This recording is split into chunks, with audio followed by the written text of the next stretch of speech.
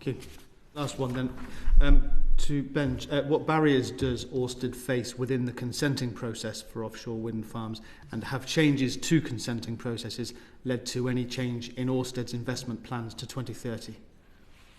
So just to answer your last question first, no, we are doggedly pressing ahead. We are currently building the world's biggest offshore wind farm for the, I think, 7th time, and that will be completed in a small number of years, and then we're moving on to another one of broadly similar scale. So no, we're pressing ahead.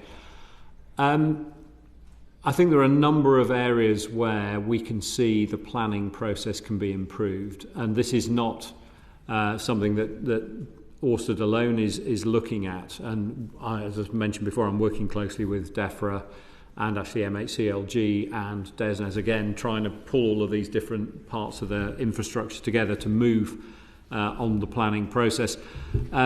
So part of it is around the habitats regulations, which we can work with. We think there's ways to bring in better guidance, particularly around things like de minimis, where very, very small impacts that are in any scientific sense de minimis still have to be properly dealt with and compensated, and that can create a lot of delay.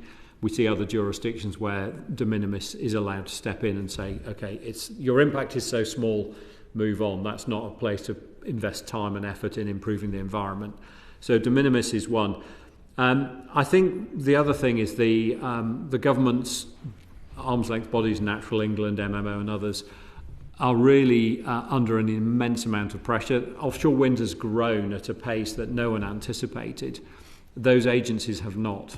And I think that's putting them under tremendous pressure.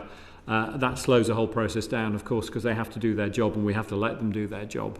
But we think with the right guidance and the right resourcing and the right approach, and it was, by the way, very welcome to hear the DEFRA Secretary of State a few weeks ago saying how the government's priority around growth would be signalled strongly into all of those agencies. We think that all of that coming together will make the planning process run more smoothly and efficiently without having any detrimental impact on the environment. In fact, it should have a better impact on the environment.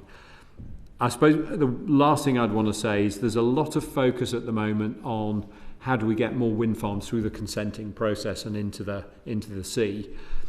We shouldn't lose sight of the challenges of building wind farms that have now achieved those consents, because once you have your consent, in England it's the development consent order, there is still a lot of work to do to get marine licenses and other aspects of the consent discharged by those agencies.